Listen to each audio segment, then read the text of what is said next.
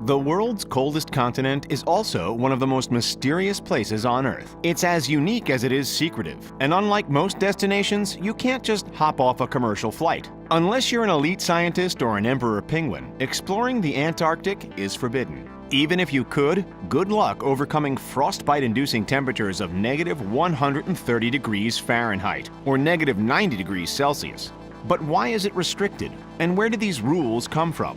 Grab your mittens and let's find out. Before the mid-1900s, we knew almost nothing about Antarctica. Then, an American Navy explorer by the name of Admiral Richard Byrd, Jr. changed everything. Oh, and before you go asking Santa for presents, the Antarctic is actually at the South Pole. Antarctica equals south, Arctic equals north. Comprende? Anyway, what was Byrd's deal? Aside from enormous expanses of ice, endemic wildlife, and wintry conditions he'd never before seen, what else exactly did he find? While it's still shrouded in mystery, many think that Byrd came across an underground civilization called Agartha. Here, check it out.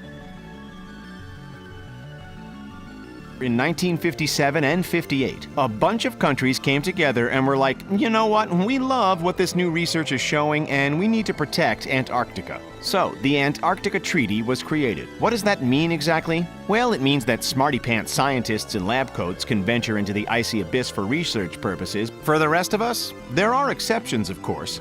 We can, for example, head to the Antarctic waters on a cruise ship. Can we set foot on the land as well? Technically, yes. There are a few landing spots along the peninsula, but compared to the entire continent's mass, it isn't even a sliver. The treaty also stated that no single nation could own Antarctica. It's divided up into partial ownership for these 7 countries. Here, check it out.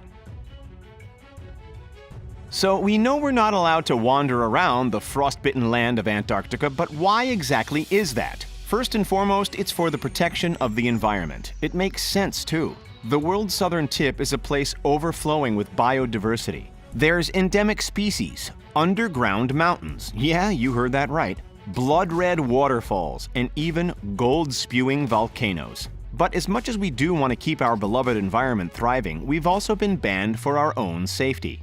Temperatures can drop to a whopping -130 degrees Fahrenheit, that's -90 Celsius. For most of us, protecting the environment and ourselves is the whole story. However, for a select few, it's believed that there's some rather shady stuff going on behind that ice wall. As you can see, it's completely visible on Google Maps satellite view, so if something shady was going on, it must be rather well hidden. Perhaps this giant alien face-like structure could be a sign of the unknown? We won't delve too deep into other theories, but they do include a supposed hidden fortress used in World War II, claims that an ancient civilization once lived down there, and of course the idea that it's the gateway to the end of the world because the world is flat. Yeah, right. Okay, so what would actually happen if we did try to visit Antarctica?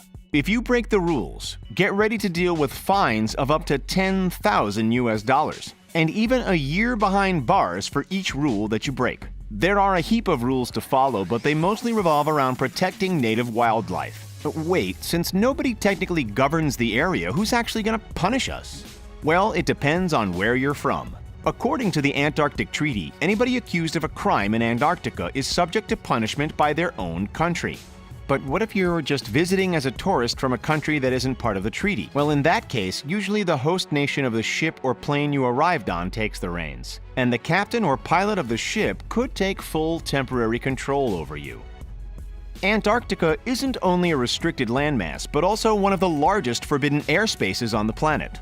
It's because of legislation that was introduced in the 80s under the Reagan administration. A law was created that stated no aircraft, regardless of where they are, is allowed to be more than 60 minutes from an airfield in case of an emergency. Since the infrastructure around the South Pole is next to none, we have to avoid it in the name of safety.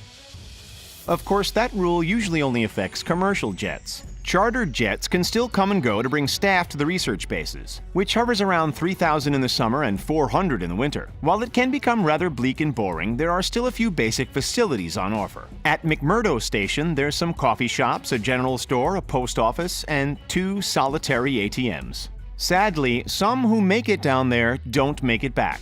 Over the years, many bodies have been discovered beneath the ice, and some are never discovered at all. In total, the number of fallen explorers is thought to be in the hundreds.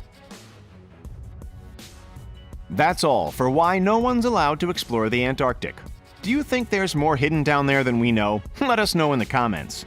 Make sure to like this video, subscribe to The Richest, and join our notification squad. Thanks for watching, and we'll see you next time.